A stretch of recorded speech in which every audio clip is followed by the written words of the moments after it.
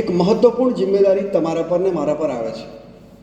આ જિમ્મેદારી હોય છે કે હું ભારતીય જનતા પાર્ટીના વિશ્વનો સૌથી મોટો દળ એટલે પરિવાર, જેને આપણે પરિવાર કહીએ છીએ, એના સદસ્ય રૂપે આપણું દાયિત્વ શું છે, આપણો વ્યવહાર, આપણું વર્તન કેમ આવશ્યક છે સમાજ વચ્ચે, એને સમજવા માટે આપણે છેલ્લા સત્રમાં બેઠા છીએ.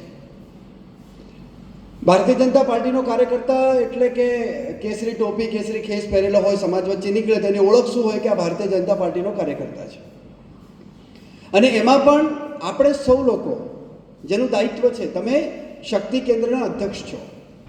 જે રીતે આપણા રાષ્ટ્રીય અધ્યક્ષ છે જેપી નડ્ડાજી, જે રીતે આપણા પ્રદેશ પ્રમુખ છે પાટીલજી, જે રીતે આપણા શહેર પ્રમુખ છે પરેશભાઈ, જે રીતે તમારા વોર્ડના પ્રમુખ છે, તમારા મંડળના પ્રમુખ છે, એવી જ રીતે તમે પણ તમારા શક્તિ કેન્દ્રના પ્રમુખ છો. આ વાત તમારા મગજમાં બરાબર અંકિત કરવાની છે કે તમે સામાન્ય દાયિત્વ નથી, તમે પ્રદેશ પ્રમુખની શૃંખલાના અંદર આવતા એક કડી છો, જે મહત્વની કડી છે કે નીચે આધાર સ્તંભ છે પાર્ટીનો, એ છે શક્તિ કેન્દ્ર સંયોજક, શક્તિ કેન્દ્ર પ્રમુખ. સંયોજક શબ્દ તો ઠીક છે, તમે શક્તિ કેન્દ્રના પ્રમુખ છો, અધ્યક્ષ છો. અને આ વાત આપણે ક્યારે પણ ભૂલવી નહીં જોઈએ કે તમે સંગઠનની જે અધ્યક્ષની રચના છે, એ અધ્યક્ષની રચનાના મૂળ પાયો છો, નીંવ કે પથ્થર હો. અને એટલા માટે આપણી જિમ્મેદારી વધી જાય છે, આપણું વર્તન, આપણો વ્યવહાર એટલા માટે વધી જાય છે કે સમાજ વચ્ચે જ્યારે તમે કેસરી ખેસ પહેરીને નીકળો છો ત્યારે સમાજ તમને એ દ્રષ્ટિથી જોવે છે કે આ કાર્યકર્તા કોણ છે, ભારતીય જનતા પાર્ટીનો કાર્યકર્તા છે. તમે એટલા માટે કે સ્વામી રામતીર્થે કહ્યું હતું, તમે એ સંતનું નામ તમને યાદ હશે, स्वामी रामतीर्थ कहूँ तो मैं ही भारत हूँ, मैं चलता हूँ तो भारत चलता है, मैं खड़ा होता हूँ तो भारत खड़ा होता है, मैं बोलता हूँ तो भारत बोलता है, मैं ही भारत हूँ. આવું કહેવાવાળા સ્વામી રામતીર્થ હતા. અને એ જ વાત આપણા પર લાગુ થાય છે કે જ્યારે કેસરી ખેસ ને કેસરી ટોપી પહેરેલી હોય છે ત્યારે ભારતીય જનતા પાર્ટીનો એક એક કાર્યકર્તા એટલે ભારતીય જનતા પાર્ટી છે. જ્યારે તમે બોલો છો, હું બોલું છું એટલે ભારતીય જનતા પાર્ટી બોલે છે, હું સમાજ વચ્ચે ચાલું છું એટલે ભારતીય જનતા પાર્ટી ચાલે છે, હું જ્યારે કોઈ સંવાદ કરું છું તો ભારતીય જનતા પાર્ટી કરે છે, અને સમાજ વચ્ચે જે મારી પ્રતિષ્ઠા છે એ ભારતીય જનતા પાર્ટીની પ્રતિષ્ઠા છે. એટલે હું નથી, જ્યારે મેં કેસરી ખેસ પહેરેલો હોય ત્યારે હું નથી, હું કોણ છું, ભારતીય જનતા પાર્ટી છું. આ વાત આપણે ગળામાં, આપણા હૃદયમાં ઉતારવાની છે કે મારું વાણી અને વ્યવહાર એ ભારતીય જનતા પાર્ટીને સીધો અસર કરે છે. તમે સમાજ વચ્ચે ખેસ પહેરીને જાઓ, આપણું વર્તન એવું હોય તો કોઈ ટીકા શું કરશે, આ જો ભારતીય જનતા પાર્ટીનો કાર્યકર્તા આવો હોય. અને કોઈ સારી વાત હોય તો શું કહેશે, દેખો આ ભારતીય જનતા પાર્ટીના કાર્યકર્તાઓ કેટલું સારું કામ કરે છે. આપણે પ્રતિષ્ઠા ઊભી કરવી હોય કે અપક્ષય ઊભો કરવો હોય તો આપણા વ્યવહાર પર આધાર છે. એવી રીતે આજનો જે વિષય છે કે પ્રતિનિધિ જે ચૂંટાયેલા છે આપણા ભારતીય જનતા પાર્ટી, જે હમણાં બાપુએ કહ્યું કે મારુતિ અટોદરિયાજીએ કહ્યું કે આપણે કોને જોઈએ, ભારતીય જનતા પાર્ટી કમલ. ઘણીવાર કેવું થાય કે ચૂંટાયેલા પ્રતિનિધિ તમને કે મને ગમતા નહીં હોય, ઘણીવાર એવું થાય કે આપણને નહીં ગમે એ વ્યક્તિની ટિકિટ આપી, કોઈ કારણો સંજોગ ટિકિટ આપી હોય કે ક્યાંકથી લઈ આવ્યો હોય સેટ કરીને, પર જ્યારે ભારતીય જનતા પાર્ટીમાંથી ટિકિટ મળે છે ત્યારે એ પછી એ ભારતીય જનતા પાર્ટીનો પ્રતિનિધિ છે. પછી એનામાં વિવાદ હોતો નથી, ગમે કે નહીં ગમે. કેમ કે આપણા પરિવારમાં, તમારો પરિવાર હોય, અત્યારે તો આપણા દેશનું દુર્ભાગ્ય છે કે આ હમ દો હમારે દોના ચક્કરમાં આવનારો સમયો સાહેબ એવું થવાનો છે કે મામા ફોય કોને કહેવાય, માસી કોને કહેવાય, મામાનું ઘર કોને કહેવાય, ફુવા કોણ કહેવાય, કંઈ જ ખબર પડવા નથી છોકરાઓને. ભણવામાં ખબર પડશે માસા આને કહેવાય, પ્રશ્ન જીપીએસસીમાં યુપીએસસીમાં પૂછાય ત્યારે પ્રશ્ન જ નહીં આવડે, કેમ કે એને વાંચવું પડશે. જેમ અત્યારના છોકરાઓને કહે ને કે ભાઈ દૂધ ક્યાંથી આવે, તો એક ભાઈ ઘરે પૂછ્યું દૂધ ક્યાંથી આવે, તો પ્લાસ્ટિકની થેલીમાંથી આવે એમ. એક સ્કૂલમાં પ્રશ્ન પૂછ્યો દૂધ કોણ દેતા હે, તો એમ કે પ્લાસ્ટિકની થેલી અમૂલ દેતી, એમ કે બોલો અમૂલને ભેંસ સમજે છોકરાઓ અત્યારે. કેમ કે અત્યારે ભેંસની પરંપરા હવે લગભગ લુપ્ત થવા માંડી છે. ગામડાના લોકો છીએ આપણે, એટલે આપણને તો ખબર છે કે આપણે આવી પરિસ્થિતિ આપણા સંબંધોમાં થવાની છે. એટલે એક પરિવાર હોય, એ પરિવારમાં અત્યારે હમદો હમારે દો છે, પરંતુ આપણા બાપ દાદાને જોજો તમે, 4, 5, 6, 7 ભાઈ બહેન હતા, આપણે એક પરિવારમાં મોટા થતા હતા. એના કારણે આપણે આજે પણ બધાને મળીને રહેવાની આપણને આદત છે. કેમ કે આપણે સંયુક્ત કુટુંબમાં મોટા થયા છે. તો એ તમે વિચારો, જે રીતે આપણો એક પરિવાર છે અને એક પરિવારમાં સંચાલન કોણ કરે, પરિવારનું સંચાલન કરે છે ઘરનો મોભી, આપણા પિતાજી એનું સંચાલન કરે. પિતાજી નહીં હોય તો મોટો ભાઈ સંચાલન કરે, અને મોટો ભાઈ નહીં હોય તો 5 ભાઈ કે 6 ભાઈ જે પણ હોય એમાંથી જેને આપણે નક્કી કર્યો કે આ ભાઈ કહેશે એમ આપણે કરવાનું, આખો પરિવાર એના કહેલું માને છે. તાકી થાય છે શું, દરેક ભાઈનો ટેસ્ટ અલગ હોય છે, જમવાનો ટેસ્ટ દરેક ભાઈઓનો અલગ હોય છે, પહેરવાનો ટેસ્ટ અલગ હોય છે, ટીવી જોવાનો ટેસ્ટ અલગ હોય છે, સમાજ વચ્ચે બોલવાનો ટેસ્ટ અલગ હોય છે, એટલે એનું વાણી વર્તન અલગ હોય છે. પોતાના દરેક પાંચે ભાઈઓનું ક્યાંય પણ એકબીજાનો કોઈ પ્રકારનો સ્વભાવ મળતો નથી, છતાં પણ એક પરિવારમાં આપણે રહીએ છીએ એટલે આપણે શું કે પાંચે આંગળીઓ સરખી નથી, છતાં પણ પાંચ આંગળીઓ એક હાથ સાથે જોડાયેલી છે. જ્યારે કામ પડે ત્યારે પાંચે આંગળીઓ એક સાથે મળીને એ વસ્તુને ઉચકે છે. એવી જ રીતે આપણો પરિવાર છે, આપણી ભારતીય જનતા પાર્ટી એટલે આ વિશ્વનો સૌથી મોટો પરિવાર એટલે આપણો છે. જો આપણે પાંચ ભાઈઓમાં ઘણીવાર આપણને એક ભાઈને શાક નહીં ભાવે, રીંગણનું નહીં ભાવે, કોઈને દૂધીનું નહીં ભાવે, કોઈને કારેલાનું નહીં ભાવે, તો પણ જે બને ખાય છે. એ રીતે આપણા પણ ભારતીય જનતા પાર્ટીના પરિવારમાં તમને કોઈ વ્યક્તિ નહીં પણ ગમતો હોય, પરંતુ ભારતીય જનતા પાર્ટી એને ટિકિટ આપી છે, આપણો પ્રતિનિધિ છે, ચૂંટાયેલો છે, તો આપણે એની ઇજ્જત કરવી, એના વખાણ કરવા, સમાજ સુધી એના સારા કામ કરેલા નીચે સુધી લઈ જવા એ આપણે સૌની ફરજ છે. એટલે આપણો સંબંધ કેવો હોવો જોઈએ? મધુર હોવો જોઈએ. ઘણીવાર નહીં બનતું હોય, કોઈ મુદ્દા પર તમારો મતભેદ થઈ શકે છે, આપણે મનભેદ ક્યારે નહીં આવવાનો મનમાં. નથી ગમતો ચોકડી મારીને ફરવાનો, આ આવે એટલે ઊભો થઈને નીકળી જવાનું, આવું નહીં. આપણે ભારતીય જનતા પાર્ટીના કાર્યકર્તા છે, આપણે સમાજમાં એક પ્રતિષ્ઠા ઊભી કરવાની છે કે ભારતીય જનતા પાર્ટીનો કાર્યકર્તા એટલે અનુશાસિત કાર્યકર્તા હોય છે. આખા વિશ્વની જેટલા પણ દળ છે એમાં આપણો સંઘ પરિવાર, વિચાર પરિવાર તમે સવારે સાંભળ્યો હશે, એમાં આપણે સંઘની જેટલી સંસ્થાઓ છે, આપણો વિચાર પરિવાર છે, એ વિચાર પરિવારના એક સંગઠન અનુશાસિત કાર્યકર્તાઓવાળા સંગઠન છે. એમાં ભારતીય જનતા પાર્ટી ભલે આટલો મોટો સંગઠન છે પરંતુ અનુશાસિત છે. એનું ઉદાહરણ તમે છો કે તમને સૂચના આપવામાં આવી, પંકજભાઈ કે લક્ષ્મણભાઈ અહીંયાથી સૂચના આપી હશે તમને કે આજે વર્ગ છે, સવારે આટલા વાગે પહોંચવાનું છે. તમે આટલા વરસતા વરસાદમાં, આટલો ધોધમાર વરસાદ હતો છતાં પણ કેસરી ટોપી, કેસરી ખેસ પહેરીને તમે નીકળ્યા, કેમ કે ભારતીય જનતા પાર્ટીના અધિકારીએ તમને સૂચના આપી હતી. આ અનુશાસન તમારું છે, આ ભારતીય જનતા પાર્ટી. એટલે આપણે એ પાર્ટીના સૈનિકો છીએ, પાર્ટીના સદસ્ય છીએ અને એને વિચારને વાહકો છીએ. એટલા માટે આપણી જિમ્મેદારી બને છે કે આપણું વર્તન અને વ્યવહાર એ ભારતીય જનતા પાર્ટીનો વર્તન વ્યવહાર છે. એટલે ચૂંટાયેલા પ્રતિનિધિ સાથે ક્યારે પણ મતભેદ હોઈ શકે, મનભેદ ક્યારે નહીં હોવો જોઈએ. અને મતભેદ હોય તો જાહેરમાં ક્યારે પણ કોઈ ચૂંટાયેલા પ્રતિનિધિ હોય એની સાથે, ચાહે કોર્પોરેટર હોય કે વિધાયક, ધારાસભ્ય હોય કે સાંસદ શ્રી હોય કે બીજો ત્રીજો હોય, જિલ્લા પંચાયત હોય, તાલુકા પંચાયત હોય, આપણે તો મહાનગરના છીએ એટલે કોર્પોરેશનમાં નગરસેવક હોય, પણ આપણે ક્યારે જાહેરમાં કોઈ દિવસ ત્રીજો માણસ સાંભળે એ રીતે વિવાદ કરવો નહીં, નહીં તો વાતનું વતંગર થાય. તમે કોઈ સંવાદ કરો સારા વિષય પર, ગરમા ગરમી થઈ જાય અને એ વાત ફેલાતી જાય કે ભાજપના લોકો અંદર બહુ ઝઘડે છે, ભાજપના આજે કોર્પોરેટરને એમના જ અધિકારીએ, શક્તિ કેન્દ્ર સંયોજકે, શક્તિ કેન્દ્રના અધ્યક્ષે જાહેરમાં આવું અપમાન કરી નાખ્યું. મેસેજ બહુ લાંબો જાય અને 10 વાતો ઉમેરતા શાખામાં એક રમત આવે કે આપણે લાઈનમાં ઊભા રહેલા હોય અને એક વાક્ય બોલવાનું, આના કાનમાં બોલવાનું, તમારા આના કાનમાં બોલવાનું, એમ કરતાં છેલ્લા હોય ને ત્યાં સુધી વાક્ય બદલાઈ ગયું હોય. એટલે આ આપણા સમાજમાં પણ કેવું છે, મસાલા નાખીને વાતને મોટી કરે, મીડિયામાં આપે. હવે તો સોશિયલ મીડિયા કેવું છે કે આજે દરેક વ્યક્તિના હાથમાં ફોન હોય છે. કોઈ પણ સોશિયલ મીડિયા તમે જુઓ, નાની વાતને મોટું સ્વરૂપ કરીને એ લોકો સમાજમાં, માર્કેટમાં, એમાં પ્રતિષ્ઠા પાર્ટીની ખડાય છે, પાર્ટીની પ્રતિષ્ઠા ખરાબ થાય છે. એના કારણે આપણે કોઈ પણ વિવાદ હોય, નહીં ગમતી વાત હોય તો તમારે બંધ બારણે એને કહેવાય કે તમે અંદર આવો, મારે બે વાત કરવી છે. ઝઘડી લેવાય, મારામારી કરી લેવાય, પણ એ બંધ રૂમમાં કરવાનું કોઈ ત્રીજો વ્યક્તિ નહીં જોવે એ રીતે તમારો અધિકાર છે.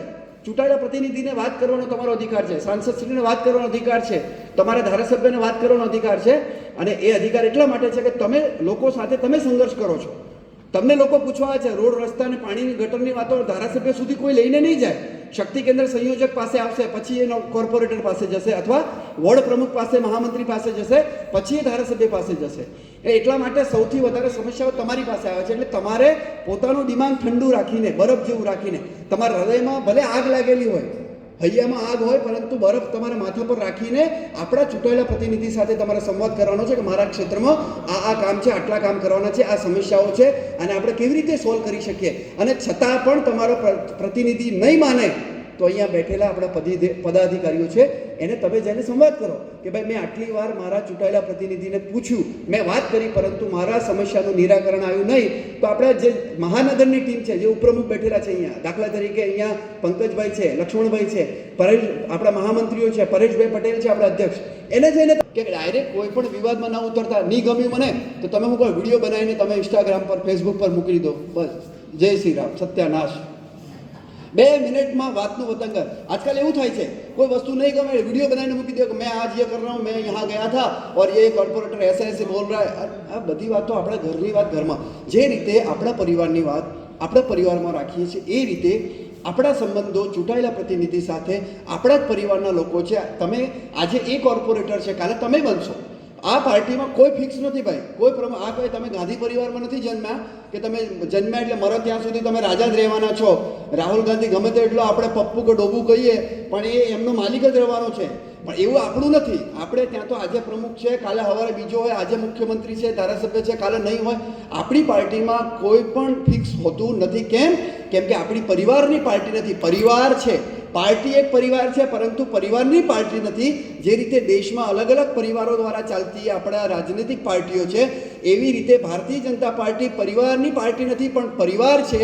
અને પરિવાર એટલા માટે છે કે અહીંયા આટલા કરોડ લોકો એક સાથે આપણા વેદોમાં જે મંત્ર આપેલો છે, વેદોનો મંત્ર શું છે?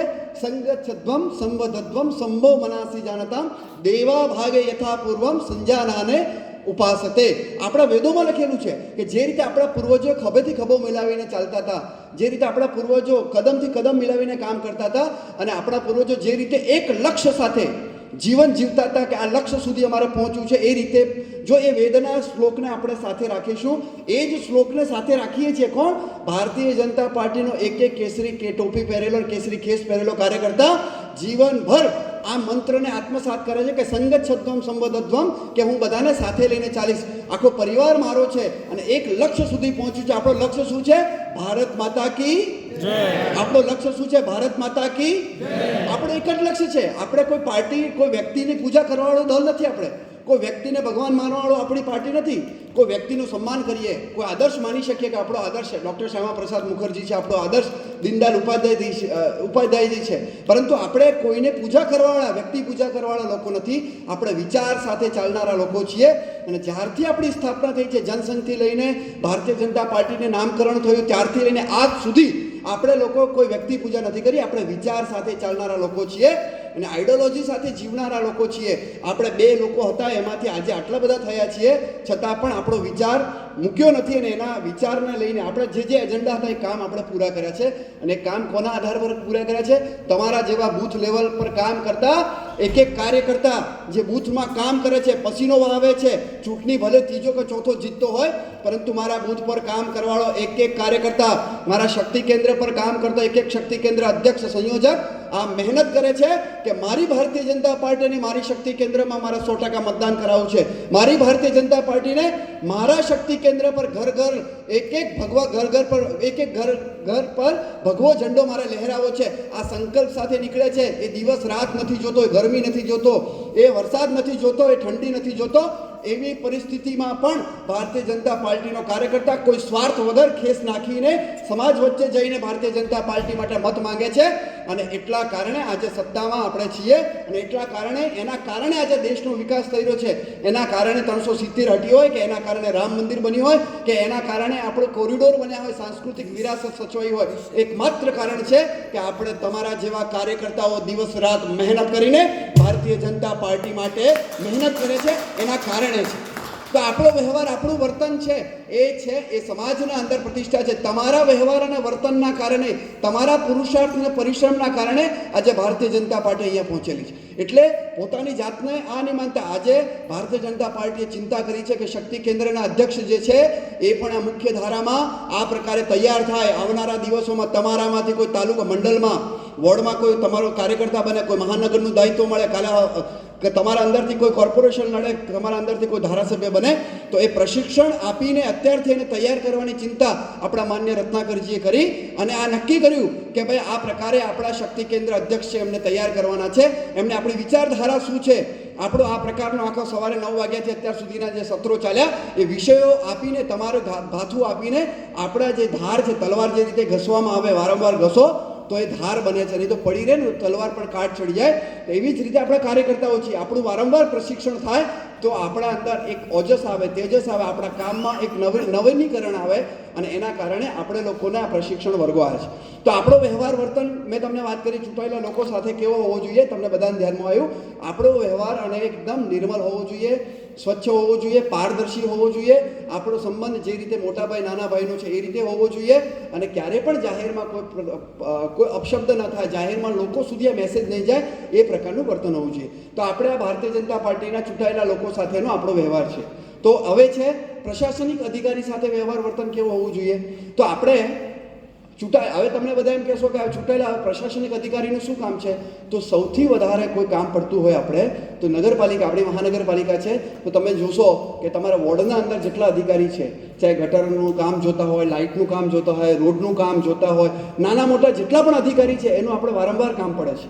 તમારે સોસાયટીમાં ગટર ઉભરાય તો તમને ખબર હોય કે તમારે કોને ફોન કરવાનો છે. તમારે ત્યાં લાઇટનો, પંખામાં લાઇટ નથી, તમારે કોને ફોન કરવાનો? તમે વારંવાર કોર્પોરેટર પાસે જશો. એના કરતાં તમારો સંબંધ અધિકારી સાથે કેવો હોવો જોઈએ? તો જે રીતે તમે ચૂંટાયેલા પ્રતિનિધિ સાથે આત્મીયતા કેળવો છો એ જ રીતે તમારે પણ એ રીતે તમારા કોર્પોરેટરને મળીને, તમારા વોર્ડ પ્રમુખને, મહામંત્રીને મળીને, શહેરના કોઈ હોદ્દેદારને મળીને તમારે પણ ત્યાં તમારા વોર્ડના અંદર આવનારી જે ઓફિસ છે એમાં જે અધિકારી છે એના સાથે તમારે આત્મીયતા કેળવવી જોઈએ, તમારે સંપર્ક કરવો જોઈએ. સંપર્ક કરીને એની સાથે મિત્રતા કેળવવી જોઈએ. એનો નંબર રાખવાનો, રામ રામ કરવાના, ક્યારેક ચા પીવા માટે લઈ જવાના, એમને ત્યાં ચા પીવા જતું રહેવાનું. એવા સંબંધો સ્થાપિત કરવાથી શું થશે કે જ્યારે તમારે ત્યાં જરૂર પડશે ત્યારે અધિકારીને તમે સીધો ફોન કરી શકો છો કે અમારે ત્યાં આ વસ્તુ થઈ છે, રોડ રસ્તામાં ખાડા પડી ગયા છે, કે તમારે ત્યાં ગટર ઉભરાય છે, કે તમારે ત્યાં લાઇટની પ્રોબ્લેમ છે, કે બીજું ત્રીજું ચોથું જે પણ હોય એ દરેક વસ્તુનું સોલ્યુશન આવશે. ક્યાંથી? તમારા સંબંધ સારા હશે તો તમારે વારંવાર ચૂંટાયેલા પ્રતિનિધિ પાસે જવાની આવશ્યકતા નહીં પડે. એટલા માટે તમારે અને પ્રશાસનિક અધિકારી કેમ, જો ઘણીવાર કેવું હોય, ટેન્ડર પડ્યું છે, મને આપ ભાઈ, મારી સરકાર છે, કેમ નહીં મળે? આમાં કેવું પ્રોબ્લેમ છે કે એના નીતિ નિયમ હોય, એના ધારાધોરણ હોય, એની પણ એક મર્યાદા છે, કલેક્ટરની એક મર્યાદા છે, આપણે ત્યાંના વોર્ડના ઝોન ઓફિસરની એક મર્યાદા છે. નિયમ તોડીને કામ કરે નહીં, નોકરી જોખમમાં મૂકીને કામ કરે નહીં. આપણે આગ્રહ કરીએ કે નહીં તમારે મને આપવું જ પડશે, તમે મારું આટલું, એવું કરાય તો એ સંઘર્ષમાં ઉતર્યા સિવાય આપણે જે રીતેથી થતું હોય, જે પેનલથી થતું હોય, જે રીતે સંવાદથી કામ નીપટતું હોય એ સમસ્યા આપણે આપણા વ્યવહારથી એને પટાવી શકીએ છીએ. વ્યવહારથી એટલે કે આપણો સંવાદ, આપણો વ્યવહાર, આપણી કુશળતા, આપણો એના સાથે એના સંબંધો સારા હશે તો તમારા કોઈ પણ કામનું નિરાકરણ આસાનીથી આવી શકે છે. એટલા માટે આપણા વોર્ડમાં, તમારા વિસ્તારમાં જે પ્રશાસનિક અધિકારી હશે એની સાથે તમારા સંબંધ કેવા હોવા જોઈએ? આત્મીય હોવા જોઈએ, મધુર હોવા જોઈએ. સંઘર્ષમાં ઉતરશો તો શું થશે?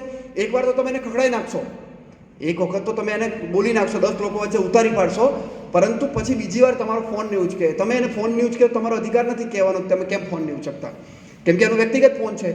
તો એ બધી વસ્તુથી ટાળવા માટે, સંઘર્ષથી ટાળવા માટે જેટલું થઈ શકે એટલું પ્રેમથી આપણે કામ કરાવવું, જેટલું થઈ શકે એટલું વારંવાર સંપર્ક કરવાથી એની સાથે સંબંધ કેળવવા, જેટલું થઈ શકે એટલું એને આ વિસ્તારમાં જ્યારે આવે ત્યારે મળવા જવું, આ આપણે કરવાનું છે. ત્રીજું કામ છે, તમે શક્તિ કેન્દ્રના અધ્યક્ષ છો, તમારો પ્રવાસ બૂથ સુધી જવો જોઈએ.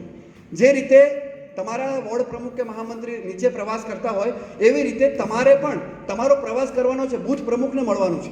હવે બૂથ પ્રમુખ જેટલા પણ છે એનું તમારા નંબર હોય, એમના વોટ્સઅપ ગ્રુપમાં તમે હો, એડમિન હો, તમે એમની સાથે મળીને મન કી બાત હોય કે વગેરે વગેરે કાર્યક્રમ જે થાય છે એમાં તમે જતા હો, તમે એ બાને ચા પીવાના બાને એમના ઘરે જતા રહો, એમને તમારે ત્યાં બોલાવો. આ પ્રવાસ તમારે હોય કેટલા? 5-6 બૂથ હોય, વધારે 4 બૂથ 3 બૂથ હોય એક શક્તિ કેન્દ્રમાં, આપણે એવું માનીએ તો તમે અઠવાડિયામાં 2 વખત તમે જઈ શકો છો એમને ત્યાં ચા પીવા માટે. અને આપણા કાઠિયાવાડમાં તો ચાનો રિવાજ છે, જાઓ એટલે મસ્ત એકદમ સરસ કાઠિયાવાડી ચા કડક પીવાની, પીને આવવાની, બાકી બધું તો હું કહું નહીં એમાં એક પરથી ખાઓ. તો આ બધી વસ્તુ તમે પોતાના વ્યવહાર થાય, તમે એને કુશળ થાય. આ આપણે એટલા માટે કે આપણે જ્યારે સંગઠનનો વ્યાપ વધારો હશે, તમે સંકલ્પ કર્યો છે, તમે આજે આવ્યા છો, આપણે ભારત માતાને લઈને બેઠા છીએ, આપણે કોઈને પૂજવાવાળા લોકો નથી, આપણે ભારત માતાની સેવા કરવા માટે કેસરી ખેસ ધારણ કરેલો છે. અને આપણા આરાધ્ય કોણ છે? સ્વામી વિવેકાનંદજી કહ્યું હતું, કે આરાધ્ય આપણા કોણ છે? ભારત માતા છે. અને એટલા માટે કે ભારત માતા એ સ્વામીજીના શબ્દો છે, મારા નથી. સ્વામીજીના શબ્દો છે કે આ દુનિયામાં તમારે મોક્ષ લેવો હશે તો ભારત ભૂમિ પર જન્મ લેવો પડશે. આવું મેં નથી કહ્યું, સ્વામીજી કહ્યું. કોને કહ્યું? ભગિની નિવેદિતાનું નામ તમે સાંભળ્યું હશે, તમે સાહિત્ય વાંચજો. ભગિની નિવેદિતા જ્યારે અલ્મોડાના આશ્રમમાં સાંજે બેઠેલા હતા, અને સ્વામી વિવેકાનંદ એટલે કોણ? તો સ્વામી વિવેકાનંદ એટલે તમે ને હું જે રીતે એકબીજાને આપણે જોઈ શકીએ છીએ એ રીતે માં જગદંબા, અંબે માતા, દુર્ગા ભવાનીના સાક્ષાત કાલીના દર્શન 3 વાર જીવનમાં કર્યા છે. આમ સામે બેસીને વાતચીત કરી છે. એવો મહાપુરુષ જેને સાક્ષાત આદ્ય શક્તિના એને દર્શન કર્યા છે, આ સ્વામી વિવેકાનંદ જ્યારે અલમોડાના આશ્રમમાં સાંજે બેસે છે, સાંજનો સમય હોય છે, બધા સંતો બેસે છે. એમાંની એક ભગીની નિવેદિતા એટલે કોણ? જે વિદેશી મહિલા સ્વામીજીના વિચારોથી પ્રભાવિત થઈને સંત બની ગઈ, ભારતમાં આવી. એ મહિલા સાંજે એવું પૂછે છે, સ્વામીજી મુझे इस जन्म में मोक्ष मिलेगा? ત્યારે આવું 3 વાર પૂછ્યા છતાં પણ સ્વામીજી એને જવાબ નથી આપતા. ચોથી વાર કહે છે કે સ્વામીજી मैं आपसे प्रश्न कर रही हूँ, क्या मुझे इस जन्म में मोक्ष मिलेगा? ત્યારે સ્વામી વિવેકાનંદજી શબ્દ કહે છે ને, આપણા બધા માટે ગર્વથી ભરાઈ જવા જેવી વાત છે. સ્વામીજી કહે છે કે हाँ बहना, आपने इस यहाँ पर आके अनाथ बच्चों के लिए काम किया है, तुमने यहाँ आके महिलाओं के उत्थान के लिए काम किया है, तुमने यहाँ आके गरीब बच्चों को पढ़ाई का काम किया है, आपने यहाँ के समाज सेवा का काम किया है, तुमने यहाँ आने के बाद स्कूल और विद्यालय चालू किए हैं. लेकिन तुम माँ काली, माँ भगवती, माँ भारती से प्रार्थना करो कि आपके आने वाला जन्म भारत भूमि पे हो. जब तक भारत भूमि पे जन्म नहीं लोगी तब तक आपका मोक्ष संभव नहीं है. આ સ્વામી વિવેકાનંદ બોલે છે. આ સ્વામી વિવેકાનંદ તમે ને હું જે રીતે વાત કરીએ એવી મહાકાલીમાં ભગવતી સાથે વાત કરાવડો સાક્ષાત્કાર. આ સ્વામી વિવેકાનંદજી કહે છે કે આ ભારત ભૂમિ છે અને આ ભારત ભૂમિ પર જન્મેલા આપણે લોકોના એનો સદભાગ્ય છે કે ભારતની જોડવાવાળી સંસ્થા એટલે ભારતીય જનતા પાર્ટી અને એને ભારત માતા માટે કામ કરવાવાળી સંસ્થા, એના આપણે સૈનિક બન્યા છીએ અને એ લોકોના સામે ઊભા છીએ જે દેશ કે ટુકડે હોંગે, ભારત તેરે ટુકડે હોંગે, ઈશાઅલ્લાહ કહે છે. ભારત की बर्बादी तक जंग रहेगी जारी एम के छे. कितने अफजल मारोगे, हर घर से अफजल निकलेगा. तुम्हारे मानो दूध पीधू हो तो अफजल काढ़ी ने बताओ, जितने भी अफजल निकलेंगे घर में घुस के मारने वाले यहाँ पर बैठे हुए. આ બેઠેલા લોકો છે, આ ભારત માતાના સપૂતો છીએ. ભારત માતાને તોડવાળાના હાથ કાપવાની તાકાત મારા શક્તિ કેન્દ્રનો અધ્યક્ષ રાખે છે. એટલા માટે આપણે એ વિચાર સાથે નીકળેલા લોકો છીએ. ને અત્યારે જે લોકો ઝાડુ ને પોછા લઈને નીકળેલી પાર્ટીઓ છે ને મિત્રો, હું તમારા સામે આ મારો વિષય નથી છતાં પણ તમને કહું છું કે તમારા વિસ્તારનું સૌથી મોટું દૂષણ છે કે જે ઝાડુ લઈને નીકળેલા છે ને એ દેશદ્રોહી લોકો છે. મને કોઈ પાર્ટીથી વાંધો નથી, પરંતુ જે દેશ તોડવાને પ્રયત્ન કરે છે ને એ તમારો અને મારો વિરોધી હોઈ શકે છે. એ પંજાબ આપણું જેને ગુરુ ગોવિંદસિંહ મહારાજે બનાવ્યું હતું અને જેના 4 સાહબજાદા દેશ માટે શહીદ થઈ ગયા, એ પંજાબને તમે વેચી મારવા માટે નીકળે છો. જ્યાં ખાલિસ્તાન અહીંયા આવવા માટે ડરતો હતો એ ખાલિસ્તાનીઓ ઝંડા લઈને નીકળે છે.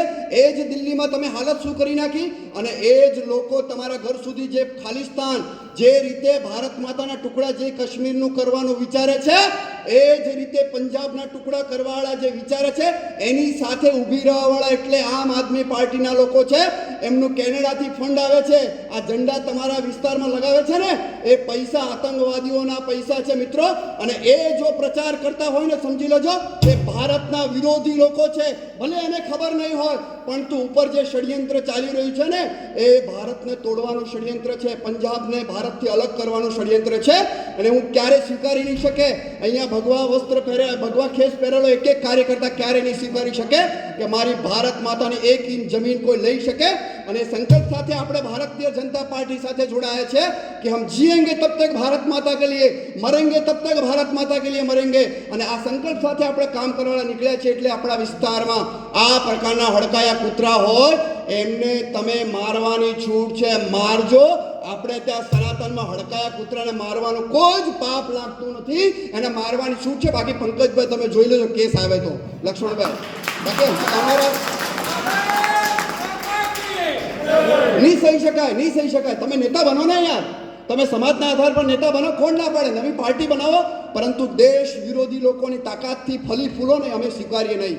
તમે નેતા બનાવો, પાર્ટી બનાવો, જીતો, અમે ના નથી પાડતા, પરંતુ મારો દેશ તોડવાની કોઈ વાત કરશે ને આ દેશ માટે તમે ગર્વ સાથે, હું વિષયનો છેલ્લો ભાગ હું તમને કહું છું, આપણે ગર્વ સાથે જવાનું છે, આપણે દ્રઢ નિશ્ચય સાથે જવાનું છે. અને એટલા માટે મારા શક્તિ કેન્દ્ર સંયોજક એટલે કેમ દ્રઢતા સાથે જશે, મારો શક્તિ કેન્દ્ર અધ્યક્ષ એટલે જશે દ્રઢતાપૂર્વક કેમ જશે કે ભારતીય જનતા પાર્ટીએ જ્યારે પાર્ટી જનસંઘની સ્થાપના કરી હતી આજ સુધી જે મુદ્દા અમે લીધા હતા, જે એજન્ડા અમે લીધો હતો પાર્ટીમાં, અમે જે કરીશું વટકે સાથ કર્યું છે. અમે કહ્યું હતું 370 હટાएंगे, કોઈ એ વખતે કહ્યું હતું કિસી કે માँ का दूध पिया है तो लाल चौक पे आगे. 1992 ની વાત છે. એ વખતે આપણા ગુજરાતનો સપૂતે કહ્યું તો અચ્છા દેખતે હૈ, કન્યાકુમારીથી સંગચ્છત્વમ સંબોધત્વમ એકાત્મ યાત્રા કરતા કરતા કન્યાકુમારથી આખા ભારતને જોડતા ગયા અને લાલ ચોક પર જેને તિરંગો ફહેરાયો અને લે मेरी माँ का दूध बिगाड़ सकते तो बिगाड़ दे. આ કહેવાવાળા આપણા નરેન્દ્રભાઈ મોદી હતા. અને એ અને મોદીજીએ બતાવી દીધું 370 હટાઈને. એ 370 હટાઈ એટલા માટે કે આ દેશ માટે, આપણા માટે ગૌરવનો વિષય છે કે આપણા ભારત માટે, જમ્મુ કાશ્મીર માટે સૌથી પહેલા બલિદાન આપ્યું હોય ને તો આપણા ડોક્ટર શ્યામા પ્રસાદ મુખર્જી આપ્યું હતું. એ વાતનો આપણને ગર્વ છે કે મારા પાર્ટીના સ્થાપકે આ દેશના કાશ્મીર માટે પહેલી શહાદત આપી હતી. અને એટલા માટે આપણે એક એક કેસરી ખેસ પહેરેલા કાર્યકર્તાને ગર્વ હોવું જોઈએ. દ્રઢતાપૂર્વક આપણે શક્તિ કેન્દ્રમાં જવાનું છે અને સાહસ સાથે લોકો સાથે વાત કરવાની છે. હા, હું ભારતીય જનતા પાર્ટીનો કાર્યકર્તા છું. અને કેમ છું તો એટલા માટે છું કે જે 500 વર્ષથી અમારા રામને તમે તંબુમાં રાખેલા, આઝાદી પછી તમે આપી શકતા હતા હિન્દુઓને. આ હિન્દુઓનો દેશ, મુસ્લિમોનું પોતાનું સ્થાન છે, ક્રિશ્ચનોનું પોતાનું સ્થાન છે. અને કરોડો કરોડો હિન્દુઓ સામે વળતો રામ રામ, ઉઠે તો રામ રામ, બેસે તો રામ રામ, સવારે ઉઠે તો રામ રામ, મરી પણ જાય તો રામ નામ સત્ય હે. કોઈ છોકરું જન્મે તો કાનમાં પહેલો અક્ષર રામ રામ બોલવામાં આવે. અને એના પ્રભુ રામ, આસ્થાના કેન્દ્ર કણકણમાં રામ છે. એવા પ્રભુ રામના કરોડો કરોડો હિન્દુઓના આસ્થા રામ. તમે એમને કહો છો કે રામ અમારા, તમે બર્થ સર્ટિફિકેટ માંગો છો કે રામનું અસ્તિત્વ શું છે, પરંતુ ભારતીય જનતા પાર્ટીએ કરી બતાવ્યું. અમારી પાર્ટી આવી અને રામ મંદિર બનાવવાનું કોઈ કામ કર્યું તો આપણા નરેન્દ્રભાઈ મોદીએ કર્યું છે. એટલા માટે આપણે દ્રઢતા સાથે જવાનું છે. આપણે દ્રઢતા સાથે કેમ જવાનું છે તો આપણા જેટલા હિન્દુ વિરાસતો છે, ચાહે કાશી કોરિડોર હોય, ચાહે બદ્રીનાથ હોય, કેદારનાથ હોય, અને આ તમે પાવાગઢવાળી મારી જોઈ લો. 500 વર્ષ પછી જો પાવાગઢ પર ધ્વજ પહેરાયો હોય તો આપણી ભારતીય જનતા પાર્ટીની સરકાર આવ્યા પછી બન્યું છે. એટલા માટે એવા તો 1000 કામ હું ઘણી બતાવી શકું છું. મારો વિષય નથી. એ વિષય એ છે કે તમારે આ વાત સાથે દ્રઢતા સાથે જવાનું છે. તમારે ગર્વ ભરીને જવાનું છે હૃદયમાં કે હું ભારતીય જનતા પાર્ટીનો કાર્યકર્તા દ્રઢતા સાથે મારા કાર્યક્ષેત્રમાં કામ કરીશ. અને હું કેમ કરીશ તો મારી પાર્ટીએ જે વચન આપેલા હતા એ વચન મેં પૂરા કર્યા છે. મારી પાર્ટીએ વચન પૂરા કર્યા છે એટલે હું શક્તિ કેન્દ્રમાં, મારી શક્તિ કેન્દ્રમાં એક એક ઘર પર હું ભગવો લહેરાવવાનો સંકલ્પ કરું છું. આ સંકલ્પ સાથે આપણે જવાનું છે. તમને હું સામાન્ય કાર્યકર્તા નથી. તમને હું અહીંયા આટલો અમે પ્રવાસ કરીએ, મને કોઈ પાર્ટી પૈસા નથી આપતા. કે અહીંયા પંકજભાઈ અને લક્ષ્મણભાઈ બેઠેલા છે હવારના અહીંયા, એમને કોઈ પગાર નથી આપતા. પેલા મારુતિ એસી અટોદરિયા જે અહીંયા આવે જેટલા પણ વર્ગ છે સવારથી સાંજ સુધી, એમને કંઈ આવવા જવાનું ભાડું નહીં આપતા. પોતે વ્રત લીધેલું છે कि मैं काम करूंगा भारतीय जनता पार्टी के लिए. चलो ठीक है, उसमें मुझे कुछ बनने मिला तो ठीक है, नहीं तो मैं अपनी भारत माता के लिए काम करूंगा. આ સંકલ્પ સાથે નીકળેલા લોકો છીએ અને આપણા શક્તિ કેન્દ્રમાં તમે ને હું મળીને એક એક વ્યક્તિને આપણી પાર્ટી સાથે જોડવાના છે. એક એક વ્યક્તિને આપણા વિચાર સાથે જોડવાના છે. એક એક વ્યક્તિને આપણી વિચારધારા સાથે જોડવાના છે. એક એક વ્યક્તિને ભારતીય જનતા પાર્ટીનો ખેસ પહેરાવવાનો છે. મારા શક્તિ કેન્દ્રમાં જ્યાં નજર નાખે ત્યાં ભગવા સિવાય કઈ જ નજર નહીં આવે એ પ્રકારનું વાતાવરણ ઊભું કરવાની જિમ્મેદારી તમારી ને મારી છે. આપણે બધાએ ભારત માતાનો સેવાનો સંકલ્પ લીધેલો છે. એટલા માટે આપણી જિમ્મેદારી બને છે કે એક એક ઘર ભગવામય બને અને એક એક કાર્યકર્તા બનાવવાનો પ્રયત્ન આપણે કરવાનો છે. અને એટલા માટે આ દ્રઢતા સાથે આપણે જવાની જરૂર છે.